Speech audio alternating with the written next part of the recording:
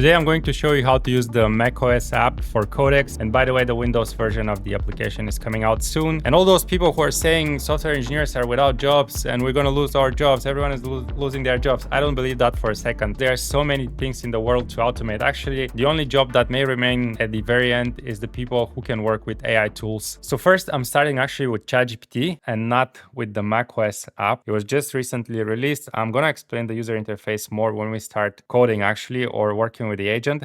But my first step is always ChatGPT. Why?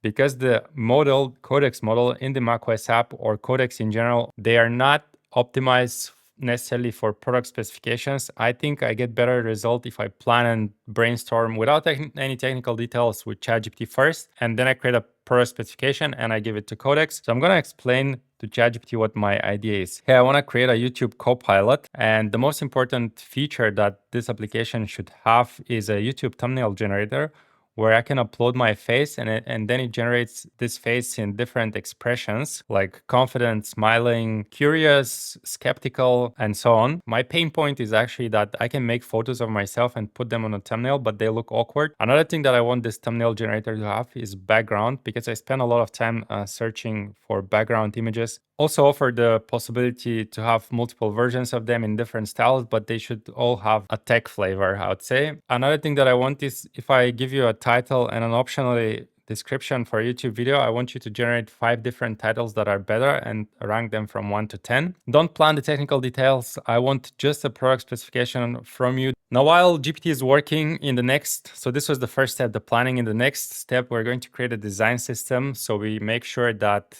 our application looks consistent and we really like the design before actually starting to implement it. We're going to see this just in a second, but first let's finish the planning. So I'm going to give you the feedback here. Should be able to generate photos from several styles at the same time. I also don't think we need an awkward detector, but just build that in the prompt. Like the prompt should be confident person, smiling. So doing the second iteration now with GPT before we move to the design section. Now we are done with the product specifications from ChatGPT. And in the next step, we're going to open the macOS app for Codex, and there are several things to consider here. First is the model that we select. I select GPT-5.3 Codex, the extra high version. Right now, this is the best coding model. The benchmarks just came out, and here we can add a new project. So we are going to add the YouTube Copilot project. I'm going to create a new directory, going to open the directory, and here I'm going to start a new thread so I can chat with my agent and tell it what to build. We agreed that the first things that we're going to build is the design system. So this is the consistent guideline how our application should look like. For that, we're going to go to dribble.com and then we're going to pick a dashboard that we like. For example, I really like this dashboard, but I want to make it red so that it actually looks like YouTube. So I'm going to screenshot this, drop it to my agent and tell my agent, hey, can you initialize a Git repository? We're going to implement a project here, but first we need to make a design system for the project. Can you make a design system for humans where a human can actually preview the components of this design system? The same design system, I want you to make it for an agent as well. So make an agent folder with the tokens for the design system in a language that is best for agents. I want this design system to include like components, colors, spacing, fonts, and anything else that makes sense for a design system. You can use the screenshot that I have attached as an inspiration, but please make the colors red, similar to YouTube. If you have any questions before you start implementing, please let me know so we are clear on the requirements. And you can see I have a voice mode here and I have dictated and I send it to the agent. And I have here are the permissions on the bottom right, what your agent is able to access. I have given full access to my computer to the agent because I don't want to approve the agent's action every time. I feel like this blocks me more. We also have many other things, but I'm going to make a separate video for those, such as if we are going to develop this locally in the cloud, in a work tree. For skills automation, this is going to be in a separate video. For now, my goal is to introduce you to the macOS app of Codex. We develop an application, get a feel for it, and then we're going to move it one level up. Now the agent is done. It has generated the following files and we'll have a look at them. But first, the agent is telling me how to preview the design system. So this is the design system that the agent has implemented. We have color foundations, typography, spacing, headings, It looks pretty good for me. If I had any feedback, I can give it to the agent and the agent can reiterate and improve it. All right, we're done with the design system, and to not pollute the context window too much, I'm going to create another thread here, and I'm going to give the product specification to the agent in this thread. But before giving the product specification, I want to give some guidance to the agent how it should develop code. And one thing that the macOS application doesn't provide yet is to see all the files in your project.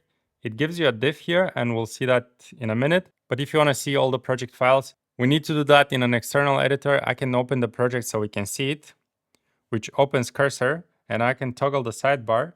And this is our project right now. And you can see that there's a design system, which is for humans. We can preview the HTML, but it has also created a design system for agents. And the design system for agents has a whole different language. It has tokens JSON, components JSON, because a JSON file is much easier for an agent to read. While humans are visual, agents prefer CLIs, JSONs, tokens. So that's why it has created the two systems, one for me and one for the agents. And before sharing the product specification, I want to share a specific workflow and approach. Let me share a bit of background story first.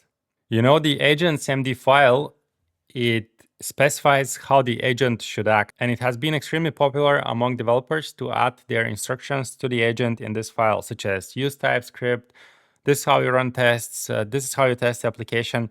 But it turns out this is counterproductive according to this paper. Across multiple coding agents and LLMs, we find that context files reduce success rate compared to providing no repository context, while also increasing inference cost by over 20%.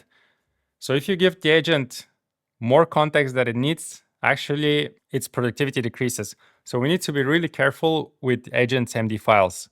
And this is the prompt that I'm going to give to the agent before I give the product specification. I'm going to say, I want docs product MD file that contains what the product is, high-level feature, and that design system is respected. So this file is a very quick overview for humans and for agents to see what the product is about. And I say keep it short. Then we have architecture, which contains the high-level architecture of the system. Because whenever I work on the project, I want the agent and myself to be familiar with the architecture without having to look too much at the code. Then very important, we have testing MD, which defines the testing policy. Instead of asking the agent, please implement tests for every feature that I develop, sometimes I just want to actually vibe code features without having to think too much about tests.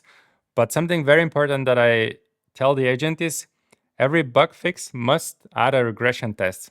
So I can ensure that whenever my application breaks, we can add more tests. We also should be adding tests for critical features. So I give a high-level guidance to the agent, and the agent can figure out when to add tests. And now the agent's MD file, the most important file, this acts as a router and safety net. We tell the agent's MD where our documentation is, where the testing rules are, where the design tokens are. In agent's MD, I think it's super productive to tell it what not to do. So we can say only open files that are relevant to the current task. Do not load all the docs in the context. Never delete or relax the test to make them pass. So I think agent's MD is actually super productive to drive anti-behavior, if that makes sense. Not do that every time, but please don't do that. So I'm going to copy this MD file. I'm going to paste it in the thread. And I encourage you to figure out the workflow like that for yourself, but I think that's something that works well for me. Now I'm back to ChatGPT to copy our product specification. I'm going to paste it. I'm going to remove this part that we don't need, and I'm going to send off the agent to work. And one thing I want to mention, if you further want to plan with your agent, you can click here the plus icon and you can enable plan mode. In plan mode, your agent would not jump directly into implementation, but you'll go a bit back and forth with it to plan what you're implementing. But since I planned already with ChatGPT, I feel like confident enough to just fire up the agent. If anything is wrong, I can just retroactively fix it. And you can already see the diff here happening because the agent is doing work, so we can review the work of the agent. Again, we cannot open all the files in a single editor. I think they'll fix that.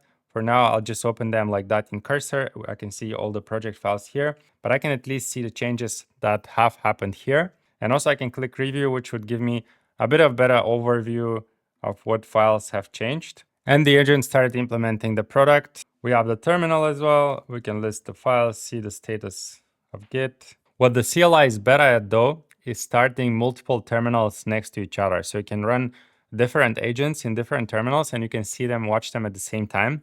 For the app, you can still start multiple agents at the same time, but you have to click on the different views in order to switch and to see the agents. The macOS app feels extremely slick. It's extremely easy to use. If you don't like terminals, which I completely understand, I think right now, for me, that's my favorite coding tool. And by the way, you can queue tasks to the agent. While the agent is working, you can send a message to the agent without interrupting its work. For example, do you need API key for YouTube API access or the Gemini API? And this would send the prompt.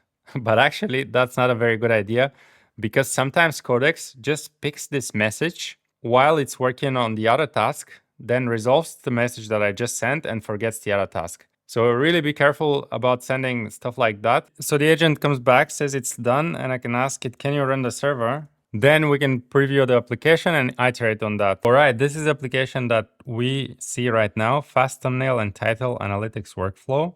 We have the tech background, we have the title improver and the analytics. And it also shows the terminal where we have started the server right here.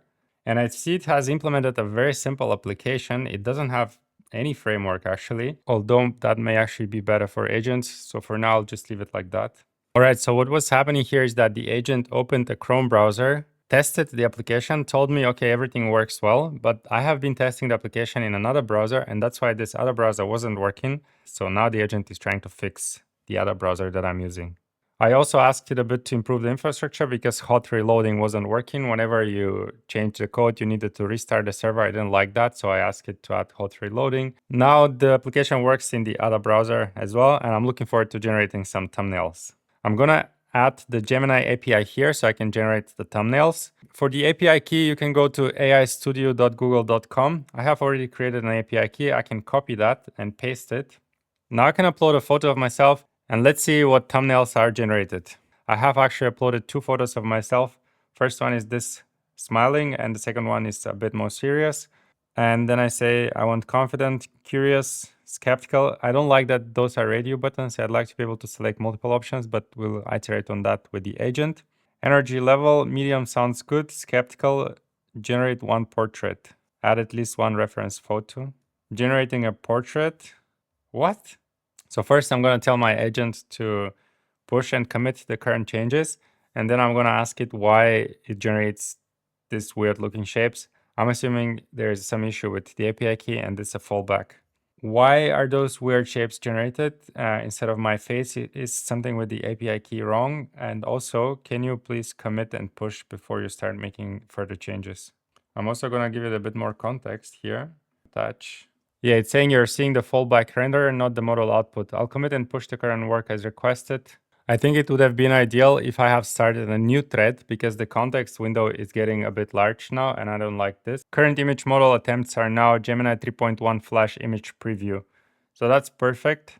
I'm gonna go to the page again, refresh it, upload my photos. It's generating a portrait. All right, that's not too bad. I think I like that. I'm going to now ask it, can you please enable me to select multiple options? I'd like to generate multiple images because right now I can only select one of the expressions. Let me check the tech background now before we see the thumbnail face again. Code glow, generate one background.